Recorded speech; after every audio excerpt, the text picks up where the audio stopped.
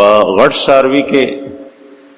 9 کسان دي، په هغې کې یو کس د غوښې د خوراک نیت وکړو د قربانۍ نه، زړه کې دي چې غوښه به وخورو، نو د دم ونه شوه او دې څاروي کې چې کوم نور ورسره شریک دي د ټول ونه شو. د دې خبرې خیال ساتل پکار. یو څاروي کې 9 کسان شریک شول،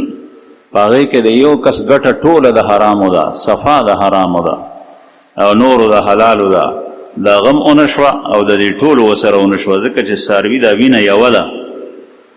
او اصل کې الله جل شانه ته د څاروي دا وینه تویول دي. نو دا ټولو مشترک او بسیط فعل دی، په دې کې تجزیه او تقسیم نه راځي. غوښه به تقسیم کې او اراقة الدم دا نه تقسیمیږي، نو چې د یو نه شوه د ټولو نه شوه.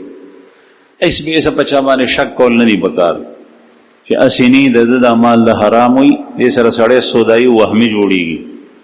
او چې صفا ټول خلک وایي چې د ده کاروبار د حرامو دی، د سره مال د حرامو دی، د هغه نه اجتناب کو، د هغه سره قرباني ونه نیسي.